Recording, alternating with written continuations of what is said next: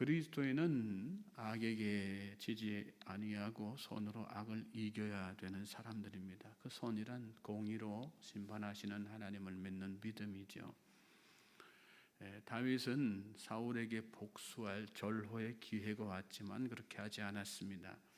하나님께서 기름 부으신 왕을 해하는 것이 하나님의 주권을 침해하는 무서운 죄라는 사실을 알았기 때문입니다. 그는 하나님의 주권을 인정하며 자신과 사울을 공의로 판단하실 것을 믿었습니다.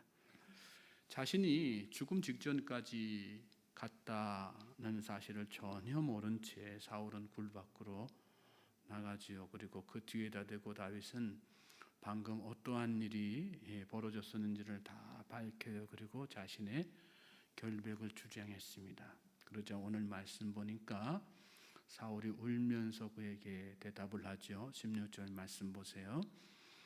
다윗이 사울에게 이같이 말하기를 마침에 사울이 이르되 내 아들 다윗아 이것이 내 목소리냐 하고 소리를 높여 울며, 말씀 끝에 보면 소리를 높여 울며 그랬는데 대성통곡한 것이죠. 한마디로 자신의 잘못을 인정하면서 후회하는 통곡의 눈물을 사울이 흘린 것입니다. 악한 영이 사로잡혀 있었던 사울이죠. 또 하나님의 뜻을 뻔히 알면서도 완악한 마음으로 다윗을 죽이기에 혈안이 되어 있었던 사울인데 어떻게 이렇게 한순간에 통회의 눈물을 흘릴 수 있었을까요? 두 가지 관점에서 좀 생각해 볼 수 있습니다. 첫째는 나도 언제든지 죽을 수 있구나 하는 그런 생각. 다윗의 얘기를 듣고 나서 그런 생각이 일순간 스쳐 지나가지 않았겠어요? 아, 내가 금방 죽을 뻔했구나. 사람은 누구나 다 죽죠. 죽음은 예고 없이 찾아옵니다. 그런데 사람들은 그걸 인식하지 못해요. 인식하지 못하기 때문에 마음껏 죄짓고 사는 거 아니겠어요? 죽음 직전까지 가야 그때 가서 뒤늦게 인정하고 받아들이는 거죠. 때늦은 후회를 한단 말입니다. 내가 언제라도 죽을 수 있다 그런 생각만 하고 살아도 여러분 삶의 태도가 달라지고 가치관이 다 바뀌게 돼 있어요. 지나온 삶을 돌아보게 되고 죽음 이후의 생각을 하나님 안 믿는 사람들도 다 그렇게 생각하게 되는 거죠. 사울은 순간적으로나마 그런 자신의 유한함을 생각했을 것입니다. 저는 저와 여러분이 날마다 내가 언제라도 하나님 앞에 갈 수 있다는 생각을 가지고 하루하루 사실 수 있길 바랍니다. 그럴 때 우리 삶의 태도가 다 달라져요.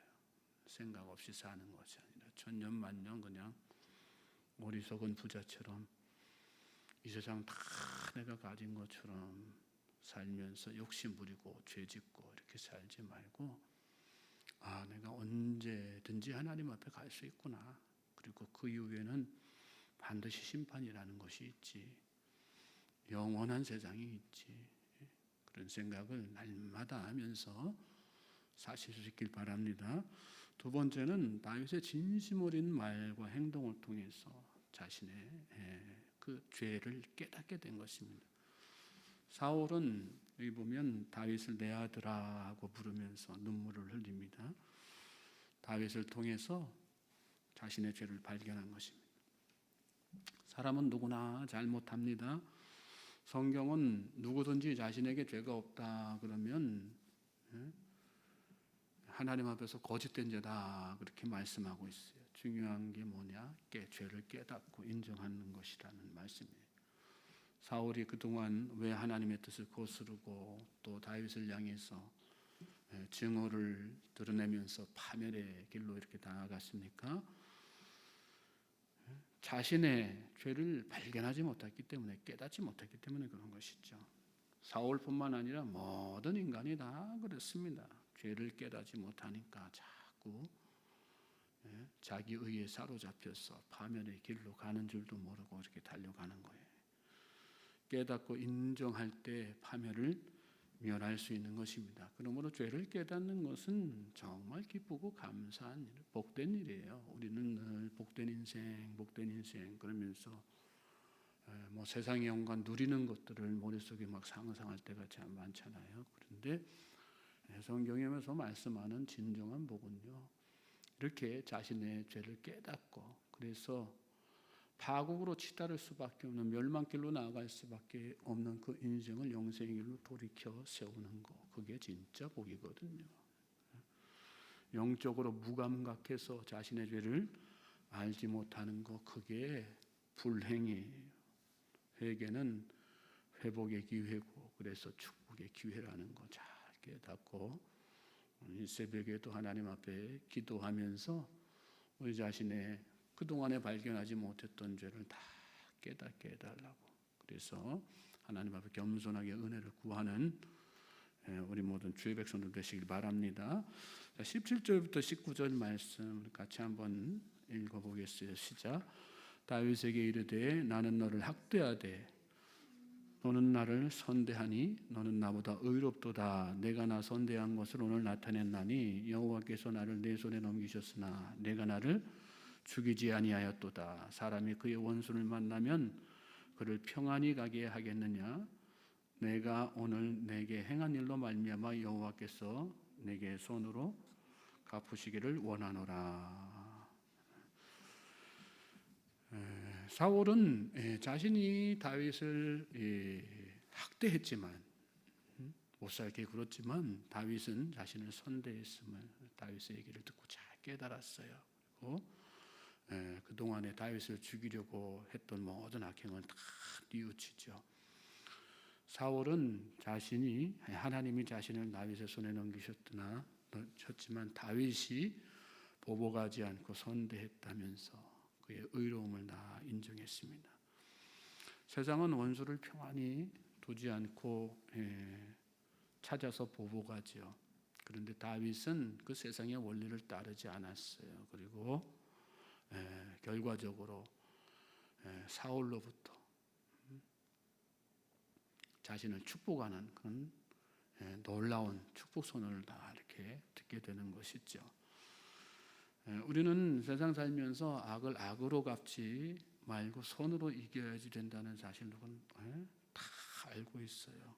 근데 그걸 지켜나가기가 역한 어려운 게 아니죠. 믿음은 그런 싸움인 것 같아요. 영적 전쟁이란 거. 내가 세상 방법대로, 세상 논리대로 당연히 이거 원수 갚아야 될 것 갚지 않고 그 세상을 거스르는 것, 그것이 믿음 아닌가? 그게 영적 생활 아닌가? 거기에는 다윗처럼 순교의 정신을 가지고 자기 포기하고 용서하는 그런 마음이 있어야지 되는 거죠. 그렇게 말씀 앞에서 내가 먼저 변화돼야 그런 놀라운 기적을, 신앙의 기적들을 경험하는 거 아니겠어요? 상상이나 했겠어요? 누가 사울이 이렇게 갑작스럽게 다윗인들 뭐 상상이나 하고 그런 얘기 했겠습니까? 다만 더 이상 자신을 쫓아다니지 말 것을 이렇게 간곡하게 부탁하는 차원에서 이렇게 한 거죠. 얘기 다 하고. 그런데 상상도 못했던 일, 그 요지부동 같던 전혀 바뀌지 않을 것 같았던 사울이 이렇게 바뀌어서 한순간에 자기 앞에서 통곡하고 자신의 잘못을 인정하고 도리어 하나님을 축복하는 일을 이렇게 보인단 말입니다. 여러분, 우리가 하나님의 말씀에 정말 순종하면 기적 같은 일들이 일어나는 거예요. 바뀌지 않을 것 같은 사람 다 바뀌는 거예요. 결국 사람을 변화시키고 바뀌는 것은 뭐예요? 말씀에 순종하는 나의 믿음이라고 하는 거. 저 사람이 바뀌어야 된다고 우리는 자꾸 생각할 때가 참 많거든요. 그래서 그거 안 바뀐다고 그냥 막 이렇게 스트레스 주고 또 나 자신도 그것 때문에 더 힘들고, 열쇠는 나 자신에게 있다는 거. 세상을 거스르는 믿음, 순교자의 정신으로 예수님처럼 세상을 거꾸로 올라가는 그런 믿음, 쉽지 않죠. 예수님 바라봐야 되는 거 아니겠어요? 그래서 예수님을 바라보고 십자가 앞에 나를 복종시켜 나가는 거, 그런 믿음이 있을 때 가능한 일입니다. 그리고 그 삶이 상대방에게는 감동으로 다 다가가게 되어 있는 거고, 그리고 결과적으로 그 사람의 상대방의 변화를 다 이끌어 나가는 거죠. 나아가 세상의 변화도 다 이끌어 나가는 거 아니겠습니까? 세상이 바뀌기를 기대하는 것이 아니라 내가 먼저 하나님 앞에 순종하며 무릎 꿇는 우리 모든 주의 백성들 되시길 바랍니다. 20절부터 22절 말씀 보십시오. 같이 또 읽겠어요. 시작. 보라, 나는 내가 반드시 왕이 될 것을 알고 이스라엘 나라가 내 손에 견고히 설 것을 아노니 그런즉 너는 내 후손을 끊지 아니하며 내 아버지의 집에서 내 이름을 멸하지 아니할 것을 이제 여호와의 이름으로 내게 맹세하라 하니라. 다윗이 사울에게 맹세하며 사울은 집으로 돌아가고 다윗과 그의 사람들은 요새로 올라가니라. 요나단도 이렇게 고백했듯이 사울은 다윗이 왕이 될 것을 다 알고 있었어요. 그동안 인정하지 않고 살았던 것 뿐이죠. 사울은 근데 이제서야 다윗을 장래 왕으로 인정하고 그의 왕권이 이어질 것이다 이렇게 말했습니다. 그 상황이 역전되어서 사울이 이제 다윗에게 그가 왕이 되었을 때 자신의 후손에게 복수하지 말 것을 맹세해 달라고 요구했어요. 다윗은 또 그 사울의 요청대로 그의 집안을 멸하지 않고 선대할 것을 맹세했습니다. 그 일 후에 다윗과 사울은 각자의 길로 갔어요. 그리고 일시적이지만 화해를 이루었습니다. 그렇습니다. 우리 삶에도 이런 역사가 있나길 간절히 원합니다. 여러분 삶 가운데에서 어렵게 지내는 사람, 원수처럼 여겨지는 사람 있으세요? 주님의 사랑으로 다가가십시오. 다 화해할 수 있길 바랍니다. 소통하고 화해하고 서로 교제하고 하나님께서 우리에게 바라시는 길 아니겠어요? 예수님 이 땅에 화해의 왕, 평화의 왕으로 오셨다. 우리는 수백 번 되뇌이면서 정작 우리 삶의 현장에서는 예수 믿는 그 신앙으로 그렇게 살지 못할 때가 참 많습니다. 화해의 왕, 평화의 왕으로 오신 예수님을 바라보면서 오늘 내가 어떻게 살아야 될 건가?